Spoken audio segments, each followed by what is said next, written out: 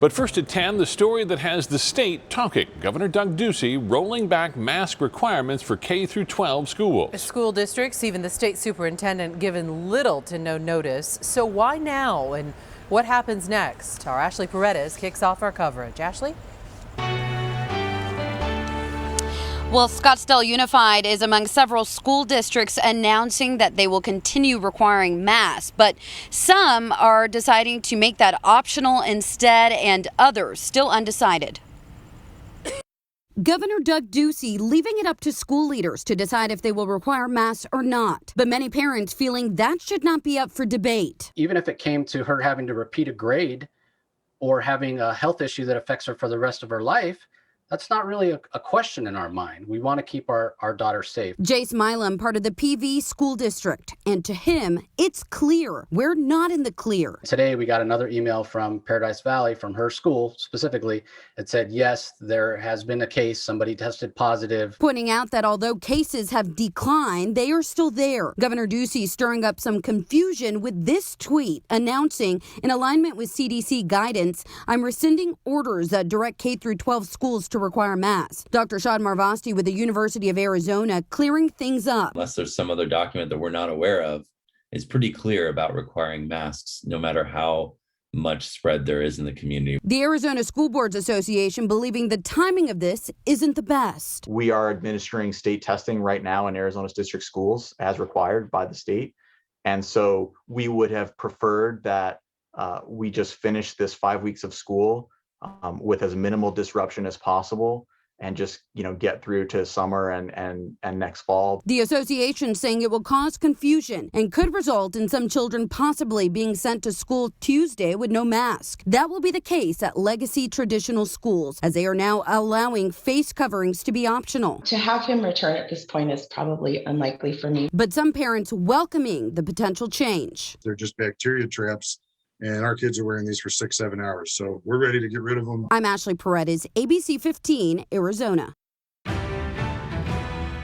Joining us now is Will Humble, former state health director. Will, I think the first question I want to ask is, the governor seems to make clear in this announcement that this, as he put it, aligns with CDC recommendations. Is there any CDC recommendation that you're aware of that says it's okay to have schools in K through 12 situations without kids wearing masks? No.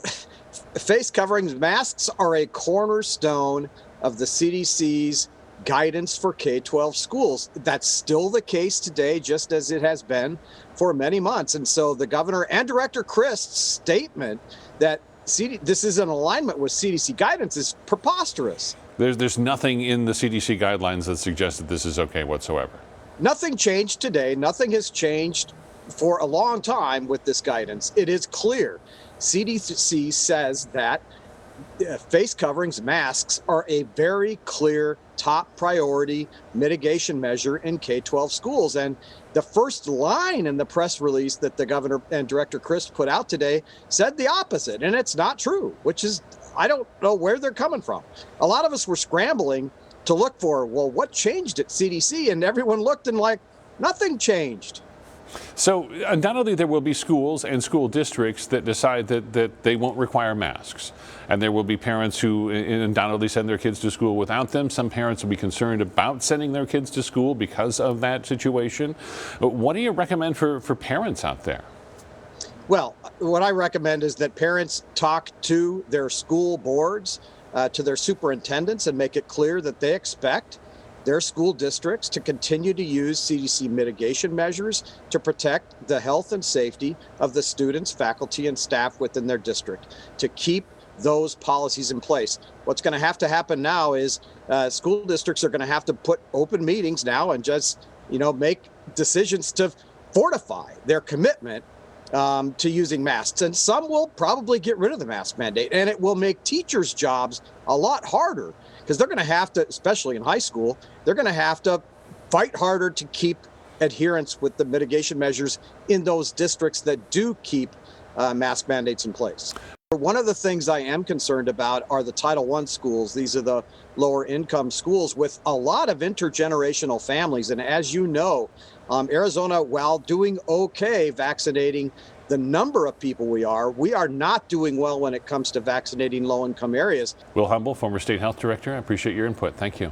All right, take care. Thanks. Yeah, so these districts are scrambling to try to figure out their next steps and then to communicate with parents and students and teachers. And right now, Mesa Public Schools, Scottsdale Unified, Tempe Union, Phoenix Union, and Paradise Valley, among others, are saying the mask requirements are in place for now. While Chandler Unified, Gilbert Public Schools, Dysart, and Deer Valley Unified say they are reviewing their policies or calling for a special meeting to address requirements. At least one school district confirming they will no longer require masks. J.O. Combs Unified School District tweeting masks will be recommended, not required.